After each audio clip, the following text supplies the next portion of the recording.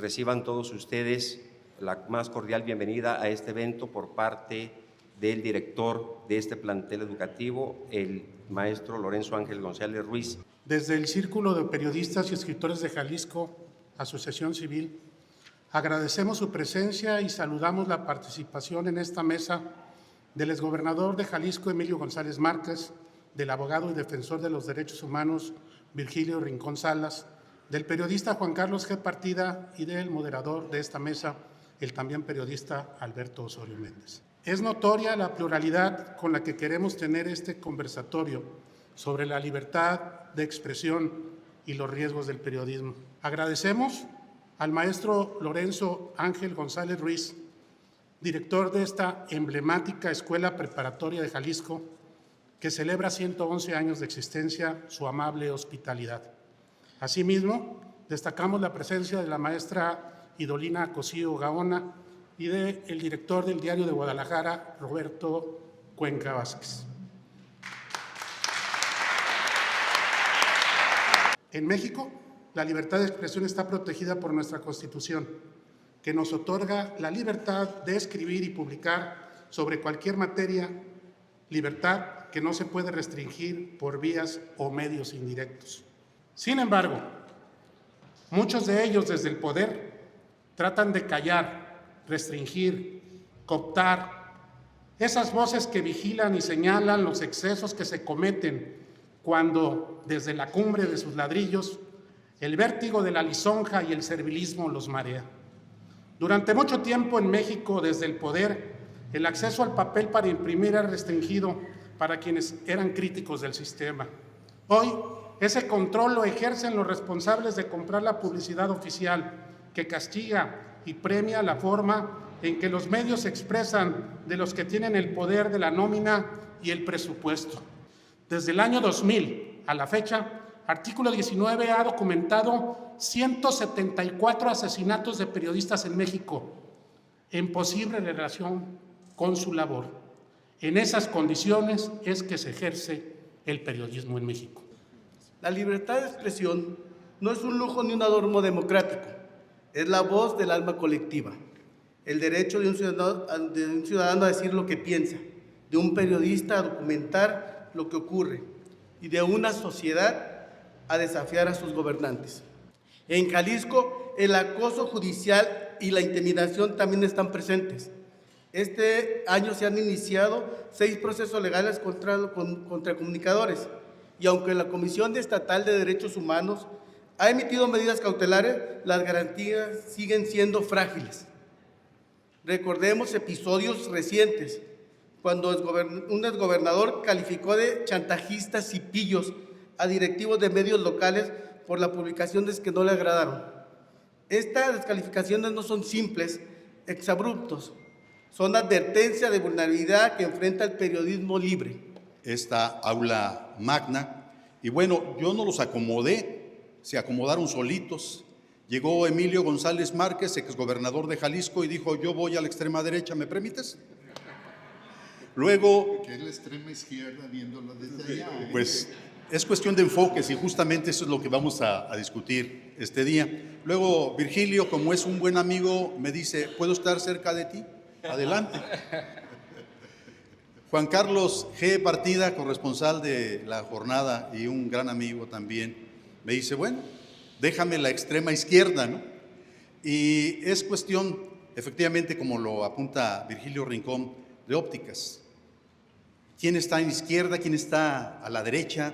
¿Qué se pretende cuando alguien asume una postura para confrontar un gobierno como el que ahora existe en la República Mexicana o como el que existe aquí en Jalisco?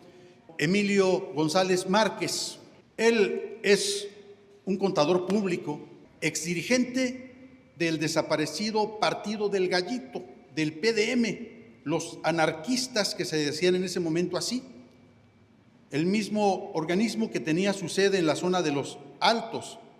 Emilio González es oriundo de la hermosa ciudad de Lagos de Moreno.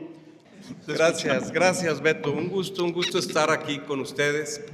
Breve y práctico. Sí, tengo 43 años en la política, de los cuales 15 en el gobierno y 28 en la oposición. O sea que soy más opositor que gobernante. Así ha sido y esa es mi posición. Luego entonces conozco a la prensa y hablo de la libertad de expresión desde los dos lados porque los he vivido, pero me gusta más el de la oposición. La crítica es la base de la mejoría, del desarrollo. ¿Quién critica? Quien sabe que algo está mal, quien sabe que algo puede mejorar. Quien no critica, quien no se ha dado cuenta que hay cosas malas o que se puedan mejorar, o que le falta compromiso, o que le falta valentía.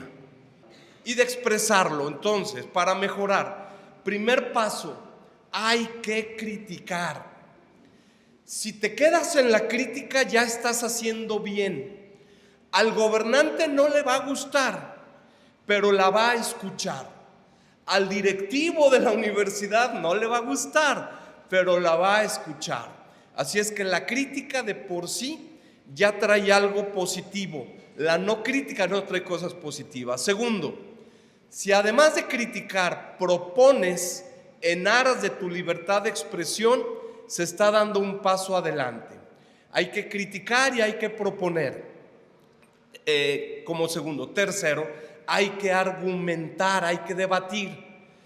Y por lo tanto, hay que tener las ideas claras de lo que quieres hacer.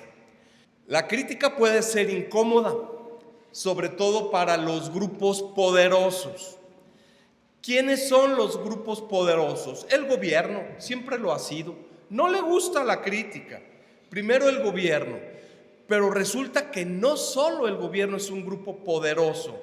Los narcos son un grupo poderoso en México. Y si no lo tomamos en cuenta, si no entendemos esta realidad, no nos daremos cuenta que el principal riesgo del periodismo ahorita ya no es el gobierno, es la delincuencia organizada que está matando ahorita a periodistas por atreverse a expresar la verdad que ellos están visualizando. Les presento ahora al señor Virgilio Rincón Salas. Es un abogado incómodo para muchos de los que ostentan poder, egresado orgullosamente de la Universidad de Guadalajara, colaborador del diario El Universal, en donde maneja una columna, muchas veces crítica contra la 4T, en un asunto que no a todos les convence, pero ahí está. A Virgilio le ha tocado enfrentar situaciones muy graves en lo que significa la defensa de la libre expresión y también de persecución, que quizá él no lo quiera decir. Yo sí lo tengo que decir en favor de abonar lo que aquí estamos discutiendo. Un día, 23 de marzo de 1994, lo recuerdo con mucha exactitud. Estábamos al aire, Virgilio, Rabinal, su servidor y creo que otro abogado. No recuerdo, eso sí, el tema. Y entonces entra la gente de producción y me dicen, tienes que parar. Acaban de matar a Luis Donaldo Colosio en Tijuana y vamos con toda la información. En ese momento, insisto, 23 de marzo de 1994, la República Mexicana empieza a parir una nueva historia, llena de violencia, llena de falta de respeto, llena de falta de entendimiento a lo que significa las diversas voces. Yo se los digo muy francamente, a mí me preocupa sobremanera escuchar cómo es que dicen que Jalisco se ha convertido en una tierra libre de la cuarta T, cuando debería decirse, tenemos todos estos acuerdos con todas estas corrientes y Jalisco va a ser mucho mejor. Antes que nada, agradecer desde luego a Lorenzo, nuestro director de la Preparatoria Jalisco, que desde luego pues es toda una historia esta escuela. En estas aulas se han gestado grandes hombres y mujeres con mentes y pensamientos que han dejado huella en la historia de Jalisco. Desde luego también agradecerle a Sergio García, a Roberto Cuenca, lo que escuchamos de parte de ustedes es brutal. El ejercicio del periodismo, al igual que la abogacía, resulta que ahora matar periodistas y abogados es un deporte en este país. Es brutal lo que nos pasa a nosotros y debemos de salir a la defensa de los derechos de los periodistas y también de los abogados. Por eso mi solidaridad siempre con la actividad de los periodistas y desde luego siempre abierto a la defensa de todos ustedes. Acuérdense que la autoridad no es un ente inteligible, no es un ente, no es un robot mecánico, es un ser humano. Emilio fue gobernador, es un ser humano, míralo, ahí está. Se bañó en la mañana, ¿sí te bañaste? Okay. Se bañó en la mañana, se cepilló los dientes, y eso hacía cuando eras gobernador, ¿no? Igualito. Es un ser humano. No me digas que cuando te criticaban siendo gobernador, columnas, periodistas, ciudadanía, decías, ah, qué chido está el asunto, qué bueno. Pues no, porque es ser humano. Y entonces no aplicamos las leyes. No le tocaba a él aplicar la ley, él era ejecutivo. Le tocaba a un poder que es el más conservador de todos, que es el Poder Judicial. Y que se niega muchas veces a aplicar el derecho, porque son seres humanos también. Entonces, el gran tema, y de veras, Beto, te agradezco que me hayas invitado, pero este es un tema extraordinario, porque la columna vertebral de la democracia se construye en la libertad de expresión. Si hay ausencia de libertad de expresión, no hay democracia. Estamos hablando de lo que sea, menos de democracia. Por eso el deber de todos, bien lo dijo Emilio, lo segundo, hay algunas cosas que no comparto, ahorita las expresaré, es criticar, hagámoslo. Yo escribo en un diario, lo mando, mi columna a todos, y hay ocasiones que me contestan diciéndome que no están de acuerdo. ¡Qué bueno! Porque ya están opinando. Porque lo que debemos de buscar sí o sí es generar el pensamiento de opinión, y ese lo tienen ustedes, compañeros universitarios, y no lo debemos de soltar. Entonces, si vamos a analizar la actividad periodística y los riesgos que ellos conllevan, pues imagínense, hay factores reales y formales de poder, eso lo deben de estar estudiando aquí en la preparatoria. Hoy un factor formal de poder, pues es un juez, es el gobernador, es el presidente municipal. Un factor real de poder, pues es el narcotráfico. Imagínate que nos echemos una columna en contra del Mencho, pues a lo mejor no amanecemos, ¿sí? Pero es un factor real de poder. Mira, yo he defendido periodistas, he demandado periodistas, he demandado al Estado, he sido perseguido, tú lo sabes y muchos de aquí lo saben, por defender, me han perseguido, nos han querido callar, pero yo creo que el convencimiento de hacer lo que está correcto y de luchar por la aplicación del derecho, porque yo soy abogado porque amo las leyes, no entiendo el mundo sin las leyes, en mi estructura mental está eso. Si nosotros nos negamos al ejercicio por miedo o porque pudiera venir una reacción virulenta, estamos oscureciendo, como dice por ahí un diario, ¿no? Estadounidense, estamos oscureciendo el plano social, y en la oscuridad la democracia se acaba. Muchas gracias. Decían nuestros presentadores que en México han fallecido 174 periodistas del año 2000 a la fecha. ¿A cuántos han corrido? ¿Cuántos están amenazados? ¿Cuántos ya dejaron de escribir? ¿Cuántos han sentido que cuando salen de su despacho o de su oficina van perseguidos? Y yo les diré que todo ese sufrimiento de un abogado o de un periodista es nada si se toma en consideración los más de 130,000 ciudadanos, entre ellos muchas mujeres, que han desaparecido de la República Mexicana. En el estado de Jalisco hay más de 15,000 desaparecidos.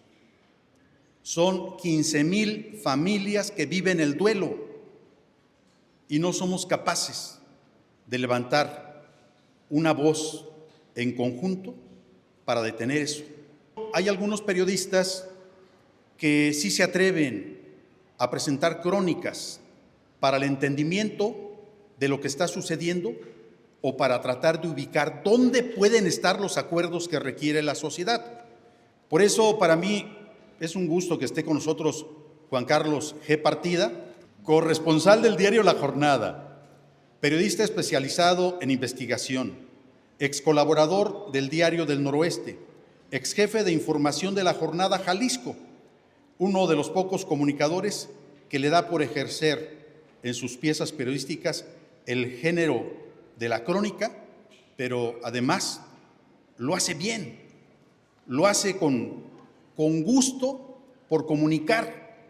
Y este es un asunto que todos deberíamos de aprender. Es oriundo del polémico estado de Sinaloa.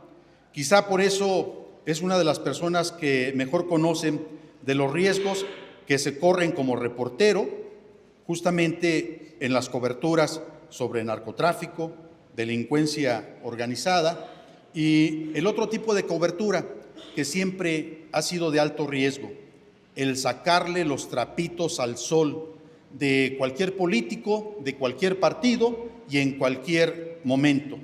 Muchas gracias, buenos días.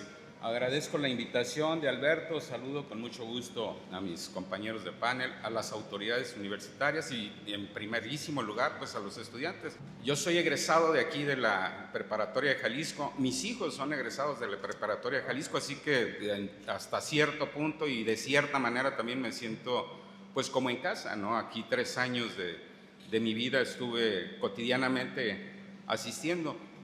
Y remontándome a mi origen, a Sinaloa, allá empecé yo en el Diario Noroeste, un diario panista, de pertenencia panista de los Cloutier. Maquillo Cloutier, Manuel Maquillo Cloutier era el dueño original, junto con una familia de agricultores del Rincón allá en Sinaloa, y él fue candidato presidencial, que estuvo pues cerca, ¿no? Por cierto, de ganar, y reconoció el fraude que se cometió cuando él fue candidato en contra de Cuauhtémoc Cárdenas. Entonces, el Noroeste, curiosamente, fue un diario en el que me desarrollé plenamente en el sentido de que no hubo censura, porque pues sí, podemos hablar de los peligros que significa andar, ahorita lo decían, del Mencho, por ejemplo, Santo Mencho, ¿no? No podemos hablar de él porque pues ya hemos visto las consecuencias que traen. En Sinaloa, un compañero que empezó también conmigo en el Noroeste, Javier Valdés, que con el tiempo, como yo, él logró ser corresponsal en el diario La Jornada. Él lamentablemente hará unos 10 años fue asesinado en pleno centro de Culiacán, lo bajaron del carro, pues allá se dice coloquialmente, lo carraquearon, casi lo tuvieron que levantar con pala de tantos balazos que le dieron. ¿Y cuál fue su osadía, entre comillas? Pues ejercer la libertad de expresión y criticar a los grupos de mafiosos ahí de Sinaloa, a un grupo muy específico que no le pareció. Javier había ejercido, pues eso, otra vez insisto en la palabra osadía, durante toda su trayectoria. Creó un semanario junto con otros amigos también conocidos de allá, que ha ganado mucho prestigio porque es de los pocos que se atreven a tocar el tema del narcotráfico. Pero a ver, es cuando uno empieza a pensar en el balance de la situación, ¿no? ¿Qué tanto vale la pena ofrendar tu vida por la libertad de expresión? Siendo que, por ejemplo, en el caso de Javier, que evidenció muchos tramas del narcotráfico en Sinaloa, pues ahí siguen, ¿no? O sea, Sinaloa ahorita es el estado más violento del país. Yo cuando ahorita mi madre está enferma, quiero ir mañana a Mazatlán y me la estoy pensando mucho porque tengo que circular por carretera, ya que no entiendo por qué no hay vuelos directos a Mazatlán de aquí de Guadalajara. Pero a ese grado, o sea, es decir, ¿qué tanto cambió esa osadía de Javier la situación? Pues yo creo que muy poco, ¿no? Sin embargo, en la vida me ha enseñado que no debe uno de dejar de estar picando piedra. Es como la gota de agua que cae sobre una piedra. Algún día se va a romper y a lo mejor parece muy utópico, pero tiene que haber gente con esa valentía para empezar a cambiar la situación. Hablo un poco del tema de las diferentes formas, etapas en las que se manifiesta la libertad de expresión o la censura a la libertad de expresión. Esta es una brutal, ¿no? La de Javier Valdés, de Miroslava Brecht, otra corresponsal de La Jornada en Chihuahua, que también por tocar temas de narcotráfico, pues la asesinaron a ambos compañeros en un periodo de un año más o menos, ¿no? Y recientemente, hace 3 años, mataron a otro corresponsal de La Jornada, el tercero, de aquí de Nayarit. Entonces viene Chihuahua, Sinaloa, Nayarit, y geográficamente, digo, ahí viene la ruta, ¿no? No deja uno de pensar ese tipo de situaciones, más cuando uno tiene familia.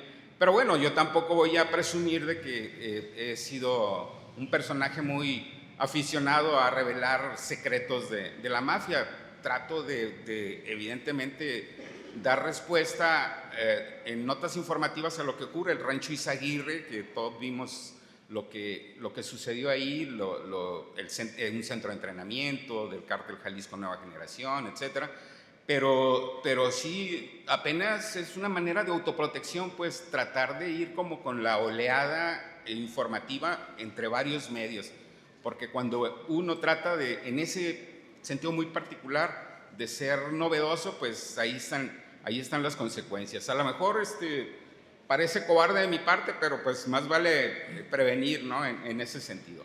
Otras formas de censura, les decía, pues son las presupuestales. Ahorita se hablaba del ejemplo de un gobernador cuyas iniciales son Enrique Alfaro Ramírez, que hace unos años, un par de años, traía al periódico El Informador pues con unas críticas tremendas, al periódico Mural también con críticas, porque hablaban y evidenciaban pues sus fallas como gobernador o sus intereses también como gobernador. Llega Lemus y hace la semana pasada, Pablo Lemus, del mismo partido Movimiento Ciudadano, y la semana pasada aparece junto con Verónica Delgadillo, la alcaldesa de Guadalajara, y otros miembros y alcaldes de Movimiento Ciudadano, abrazando a Carlos Álvarez del Castillo, dueño del periódico El Informador. ¿Qué cambió? Si tanto este señor cuyas iniciales les dije y Pablo Lemus son del mismo partido, ¿qué pasó? Pues el interés económico. Sencillamente, Pablo Lemus negoció mejor con El Informador y ahora pues Pablo Lemus no lo tocan ni con el pétalo de una rosa, ¿no? Tanto las editoriales como el sesgo editorial de la misma casa que realiza este periódico, que por cierto vendió su edificio emblemático aquí en el centro de Guadalajara al gobierno de Pablo Lemus, que a través de Pensiones del Estado, ahí va a tener un edificio, Pensiones del Estado, con esta suerte de que ya los periódicos ahorita de papel, ni siquiera yo los leo, ¿no? Yo leo ya todo como todos ustedes lo hacen seguramente, pues a través de redes sociales. Se habla mucho del autoritarismo y la verdad, se los digo muy francamente, yo no lo creo. Esto ya es mi postura, no como moderador, sino simplemente como una persona que ha ejercido el periodismo por más de 35 años. Yo conocí el autoritarismo en las épocas del PRI, supe de la gente reprimida, supe de la gente metida a la cárcel, y sería bueno discutir con todo conocimiento de causa y con números qué significa eso de la propuesta del autoritarismo, qué significa la versión que ha manejado la gran parte de los medios de comunicación, el asunto del autoritarismo. Y van a ver que tendríamos elementos para discutir 2 o 3 horas que hay muchas mentiras tras el concepto de autoritarismo. Un solo dato: una presidenta de la República es tan autoritaria que está cerca del 80% de la aprobación por parte de la población. O sea, discúlpeme, se es tan autoritario que se tienen esos niveles de aceptación. Yo lo dejo ahí solamente como una propuesta de provocación para el próximo. Para el próximo. A ver.